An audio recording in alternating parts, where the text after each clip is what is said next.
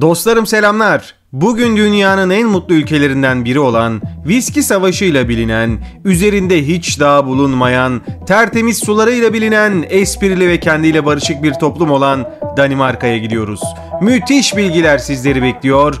Danimarka hakkında 80 ilginç detay videosu başlasın.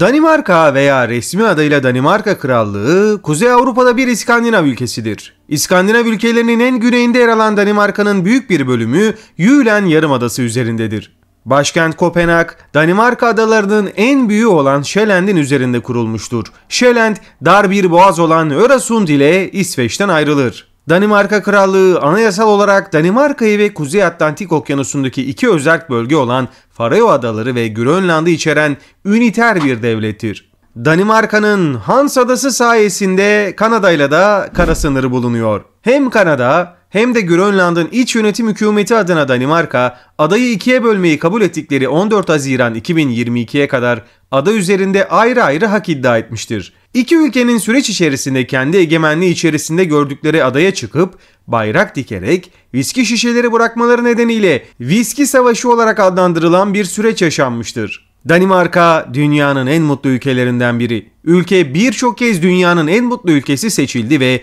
Birleşmiş Milletler Dünya Mutluluk Raporu'nda zirveye çok yakın olmaya devam ediyor. Şu anda ikinciler. Belki şaşıracaksınız ama Danimarka dili Danca'da lütfen diye bir kelime yok. Bir iyilik isterken lütfen demeyi unuturlarsa Danimarkalıların küstah olduğunu düşünmeyin. Sadece Danca'da lütfen kelimesinin doğrudan bir çevirisi olmadığı için cümle içinde kullanmaya alışık olmadıklarını hatırlayın. Aktif olarak halen kullanılan dünyanın en eski bayrağı da onlarda. İlk kez 1219 yılında kabul edilen Danimarka bayrağı Dannebrog, bağımsız bir ulus tarafından halen kullanılmakta olan dünyanın en eski devlet bayrağı olma özelliğini koruyor. Danimarkalıların rahatlık hissine dair bir kelimesi var. Hygge. Hygge, Danimarka ruhunu aydınlatmada çok ileri giden bir terim. Özünde hygge, aile ve arkadaşlarla rahat sosyal toplantılar ve samimi buluşmalar yaratmakla da ilgili. Bu refah ve sıcak bir atmosfer hissi. Hygge kavramını Kopenhag sokaklarında da hissedebilirsiniz. Birkaç yüzyıl öncesine dayanan eski dar Arnavut kaldırımlı sokaklarda yürüyün. Bu sokaklar sizi renkli evlerin, küçük kafelerin ve vintage butiklerin yanında samimi yürüyüşler yapmaya davet edecek. Danimarka'da pastacılık çok önemli ve bunun kökeni aslına bakarsanız Viyana'ya dayanıyor. 1840'larda bazı Avusturyalı fırıncılar Danimarka'ya yerleşmişler ve bu sevilen hamur işlerini tanıtmışlar. Bu nedenle Danimarka çöreği aslında Danimarka'da Viyana ekmeği olarak adlandırılıyor. Alaycılık, esprili olma, kendi kendine ironi, özetle Danimarka mizahı. Danimarkalılar kendileriyle dalga geçmeye bayılıyorlar, hatta iş yerinde bile kendileriyle dalga geçebiliyorlar. Bakın bunu size şöyle bir örnekle anlatayım. Meşhur Danimarka-İsveç yapımı bir polisiye, cinayet temalı güzel bir dizi var. Broen. Broen dizisinde iki ülkeden birer dedektif cinayeti çözmeye çalışıyorlar. Danimarkalı dedektif sürekli neşeli, esprili ve kendiyle barışık. İsveçli olan dedektif ise tam tersi ve oldukça soğuk. Danimarka'da dağ yoktur. En yüksek nokta 172 metredir. Danimarka oldukça düz bir ülke. En yüksek nokta deniz seviyesinden sadece 172,54 metre yüksekliğe ulaşan Viding Skovhøj tepesidir. Danimarka dünya çapında bisiklet kültürüyle tanınan ülkelerden biri. Çünkü ülke oldukça düz olduğu için bu konuda avantajlılar. Danimarka alfabesinde alışık olmadığımız 3 tane harf var. İşte bu harfleri şu anda ekranda görüyorsunuz. Danca dilinin bir grup sessiz harf ve karmaşık telaffuz nedeniyle öğrenilmesi en zor dillerden biri olduğu söylenir. Ama çalıştığınız sürece her dili öğrenebileceğinizi düşünüyorum. Bazı garip Danimarka gelenekleri de var. Yıllık karnaval Fastelavn'da bir fıçı içindeki kara kediye vurmak ve yaz ortası arifesinde şenlik ateşinde bir cadı yakmak gibi Danimarka gelenekleri mevcut.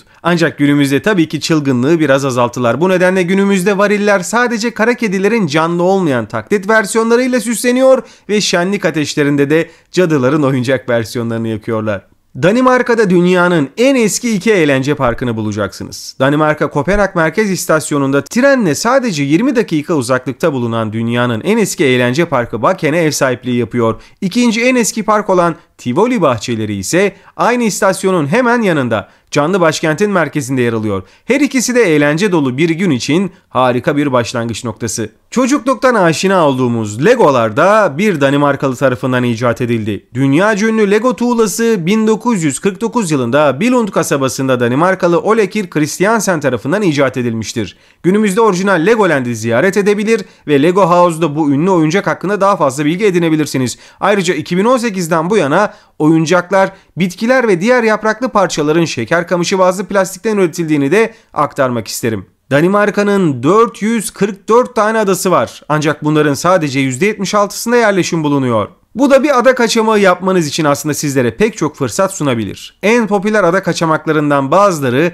Ærø, Rømø ve Læsø adalarıdır. Bornholm ve Samsø ise 2020 yılında AB'nin en sürdürülebilir adaları olarak seçildi. Bu nedenle yeşil yaşamı seviyorsanız, doğayı seviyorsanız başka yere bakmanıza gerek yok. Danimarka'nın şöyle ilginç bir özelliği de var. Okyanusa asla 52 kilometreden daha uzak olamıyorsunuz. Danimarka'dayken gerçek bir meydan okuma arıyorsanız bir noktada okyanusu görmemeye çalışın. Danimarka'da okyanustan 52 kilometreden fazla uzakta olamayacağınız için büyük olasılıkla bunu gerçekleştiremeyeceksiniz. Kopenhag limanı içinde yüzülebilecek kadar temiz bir liman. Şehir merkezine 30 dakika mesafede çok sayıda da kumsal bulunuyor. Ancak su yüzmek için yeterince temiz olduğundan limana da girebiliyorsunuz. Kopenhag limanı boyunca Islandsbrøk, Kalvebotbrøk, Nordhavn gibi birkaç liman hamamında bulacaksınız. Bu arada diğer büyük şehirler olan Aarhus, Odense ve Aalborg'da temiz limanlar bulacaksınız. Temiz olan sadece limanlar ve yüzebileceğiniz sular değil. Danimarka'da musluktan su da içebilirsiniz. Şehir limanları yüzmek için yeterince temiz olmakta kalmıyor,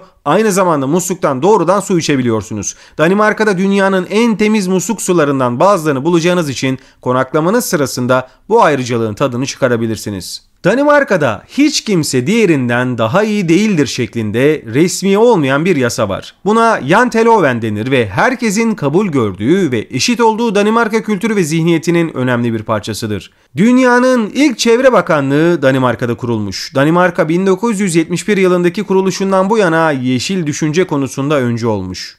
Disiplin dendiğinde akla ilk olarak Almanya geliyor fakat Danimarkalılar için dakiklik çok ama çok önemli. Danimarkalılar verimli çalışanlardır ve toplantılara, randevulara ve akşam yemeğine zamanında yetişmek Danimarka DNA'sının ayrılmaz bir parçasıdır. Ülke dünyanın en eski monarşilerinden de birine sahip. Şu anki hükümdar majesteleri Kraliçe Margaret II'den itibaren Danimarka monarşisi 1000 yıldan fazla uzun süre önce Danimarka'nın ilk Viking krallarına kadar uzanıyor. Ülke parlamentosuysa Folketinget olarak adlandırılıyor. Eğer Borgen-dizisini izlediyseniz biliyor olmalısınız. Folketinget'in 179 üyesinden Grönland ve Faroe Adalarından ikişer temsilcisi bulunuyor.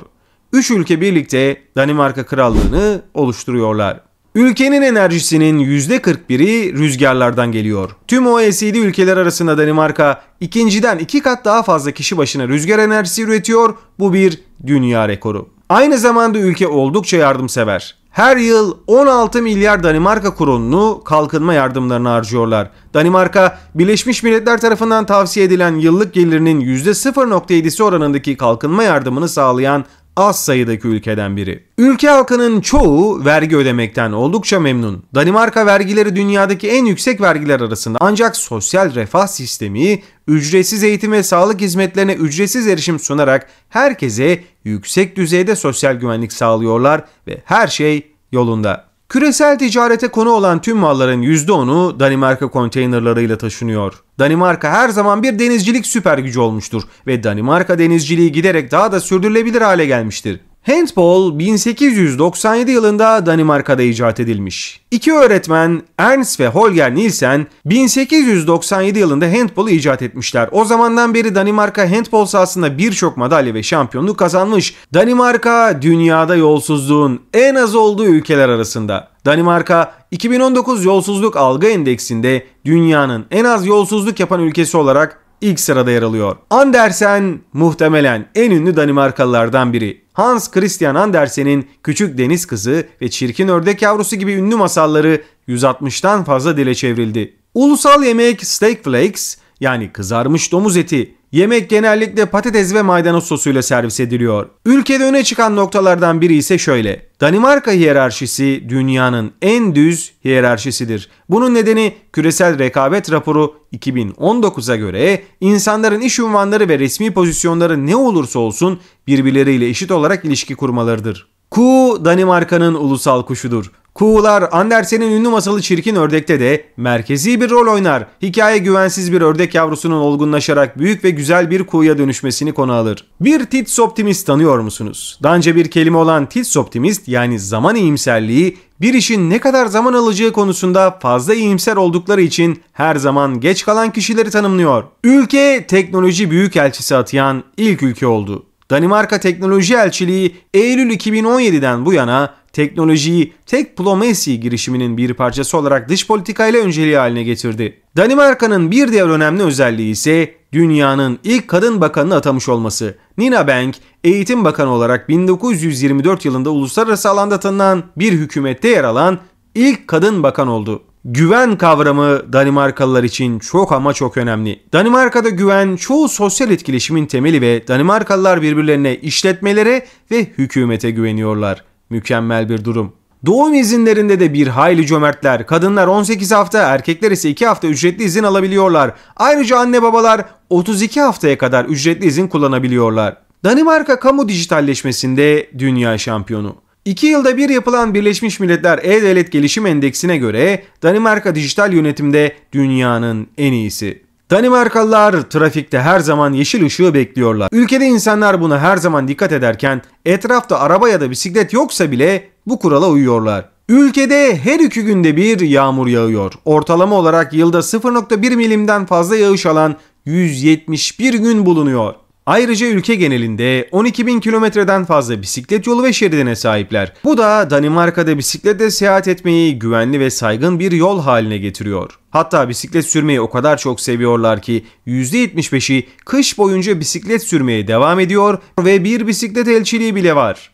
Kopenhaglıların %50'sinden fazlası her gün işe bisikletle gidip geliyorlar. Her gün ortalama 3 kilometre bisiklet sürüyorlar ve bu da Kopenhag'da her gün dünyanın çevresini 35 kez bisikletle dolaşan insanlar anlamına geliyor. İnanılmaz bir rakam. Danimarka'da bisiklet açık bir şekilde tercih edilen ulaşım aracı. Her 10 Danimarkalı'dan yaklaşık 4'ü araba sahibi iken her 10 Danimarkalı'dan 9'u bisiklet sahibi. Bazılarının birden fazla bisikleti de var. Sevgili dostlarım, böylelikle Danimarka'ya dair 80 ilginç detay videosunun sonuna geldik. Sizlerin ekleyecekleri, paylaşmak isteyecekleri varsa yorumlarda buluşalım. Bir sonraki ülkeyle ilgili fikirlerinizi de yazabilirsiniz. Sonraki haftalarda yepyeni videolarda görüşmek üzere. Kendinize iyi bakın, sevgiyle kalın, hoşça kalın.